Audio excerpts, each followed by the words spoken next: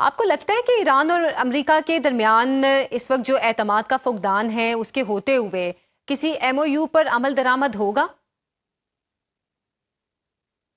ये कहना बहुत मुश्किल है। आपने बजा फरमाया कि आज में ये पिछले 2 दिन से जो बातचीत चल रही है, कभी एक कभी दूसरी बात हो रही है कि अग्रीमेंट हुई है, अग्रीमेंट नहीं हुई हम्म। है। वो वो जो है हॉर्मुज जो है खुला है या बंद है। लेबनान जी। के बारे में भी वो मुतज़ाद बातें आ रही हैं। तो हम्म। अभी ये चीज़ें सर्टन नहीं है। हमारे जो हैं प्राइम मिनिस्टर साहब और चीफ डिफेंस फोर्स वो गए हैं ईरान हम्म। और गल्फ। तो अ, कोशिश तो जारी है हमारी तरफ से कि मीडिएशन हो, और दुनिया जी भी जी चाह रही बिल्कुल। है कि भाई के टॉक्स बहाल हो। लेकिन अफसोस, सद अफसोस, ये ट्रम्प साहब जो हैं इसके ऊपर वो एतमाद नहीं किया जा सकता है। एक दिन वो हम्म। कुछ कहते हैं, दूसरे दिन कुछ और कहते हैं। और दरअसल उसका मसला ये है कि वो इसराइल के जेरे असर है, जेरे कंट्रोल है। क्योंकि जी अफसोस सद अफसोस, इसराइल के पास कुछ ऐसी मालूमात हैं इनके बारे में कि जिसकी वजह से वो उनके ईमा पे वो काम कर रहे हैं। हम्म।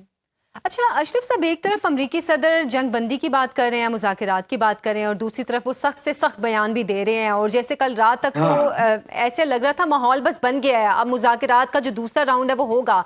लेकिन उसके बाद जो अमरीकी हम्म। सदर के बयानात भी आए और जिस तरह ईरान की बंदरगाहों को ब्लॉक करने के हवाले से भी उनकी जानिब से इकदाम किए गए, क्या अमरीकी सदर अपने अवाम को मुतमईन करना चाह रहे हैं कि जो जंग उन्होंने ईरान पर शुरू की है वो जायज़ है? एक तो खैर ये ये कुछ बीमार जहन है इनका। और ये और सब लोग कहते भी हैं, मानते भी हैं कि हम्म। बीमार जहनियत के मालिक हैं। आ, और ये जो दिमाग में आ जाए कह जाते हैं। एक ये मसला है। दूसरा ये है कि इसराइल के दबाव में आ गए हैं। एक तो ये यहूदी पसंद है, इसके सन इन लॉ हम्म। जो है वो यहूदी बिल्कुल। है। और वैसे भी ये प्रो इसराइल बहुत ज्यादा हैं।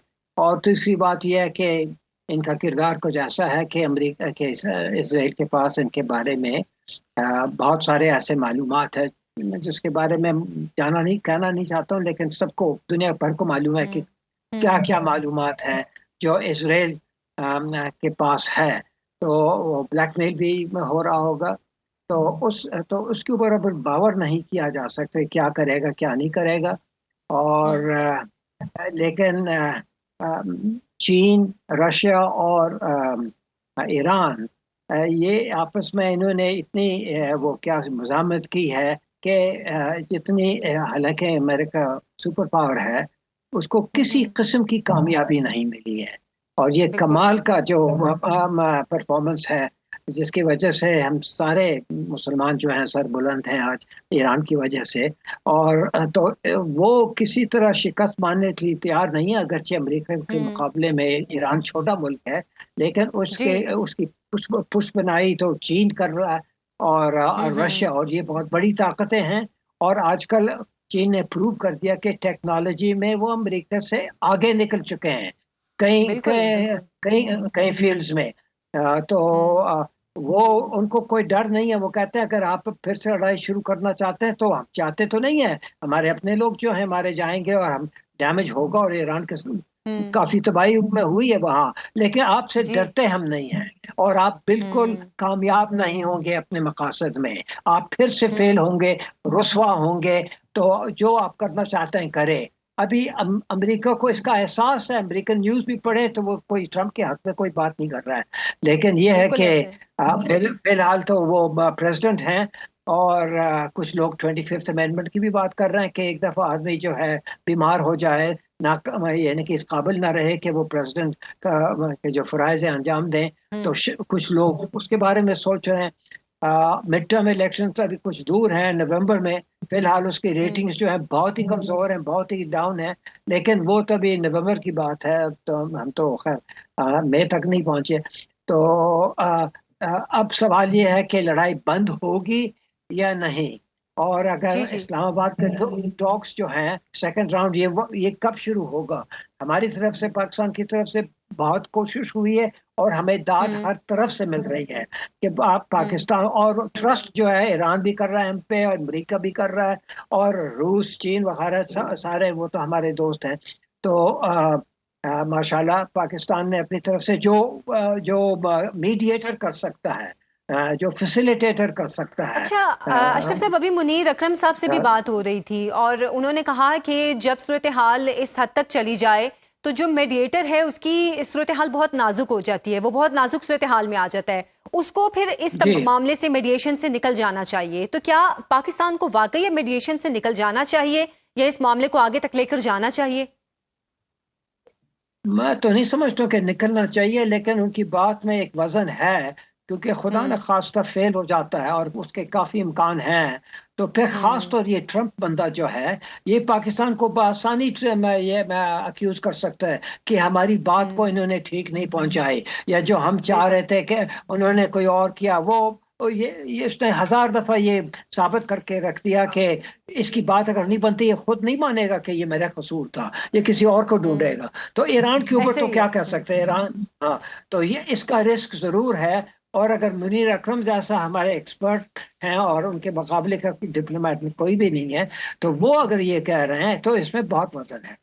लेकिन मैं हम्म फिर भी समझता हूँ कि अगर पाकिस्तान इसको गिव अप करता, फिर कौन है पाकिस्तान की जगह जो बिल्कुल। जिस पे ईरान का एतमाद हो, अमेरिका का भी एतमाद हम्म हो फिलहाल, और चीन का हो और रूस का भी हो। बहुत कम है, और कोई ऐसा नहीं हम्म है जो पाकिस्तान का रोल अदा कर सकता, बिल्कुल कर बिल्कुल। और सके। क्योंकि हाँ, कतर भी सालसी से निकल चुका हुआ है और उसने भी कहा है कि वो इस मामले में सालसी का किरदार अदा नहीं करेगा, तो यकीनन फिर नहीं, पाकिस्तान हाँ, ही है अभी जो कि मीडिएशन का किरदार अदा कर सकता है।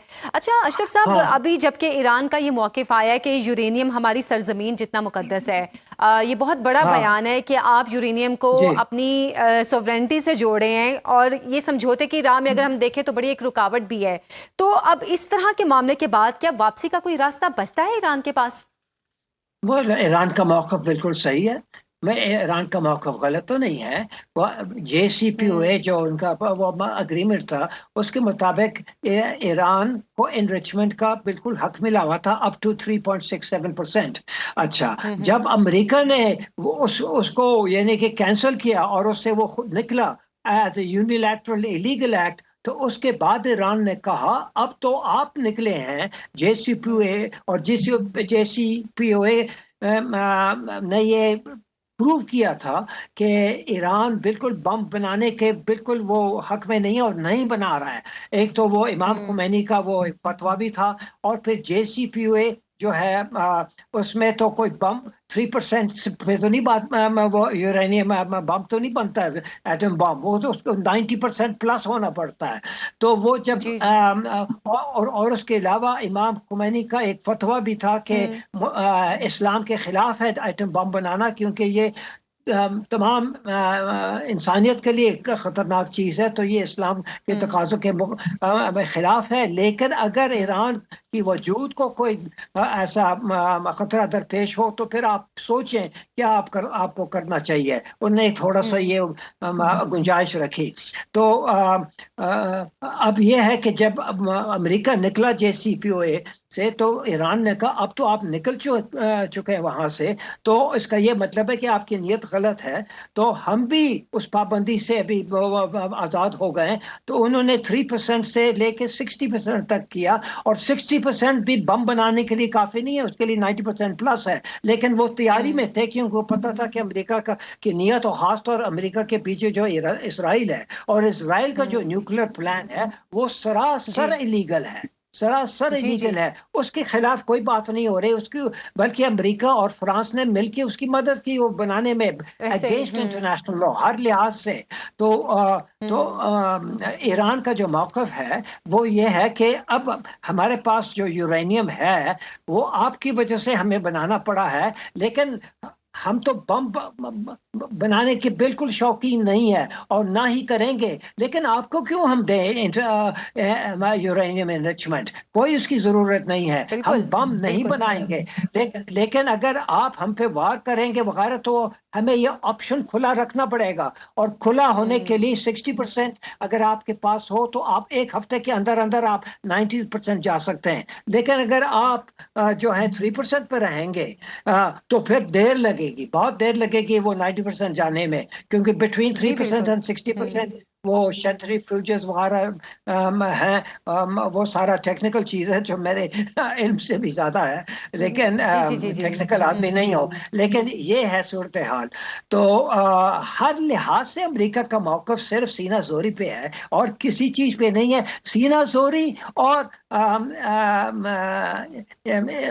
इसराइल के सामने झुकना, ये दोनों मुतज़ाद चीज़ें हैं।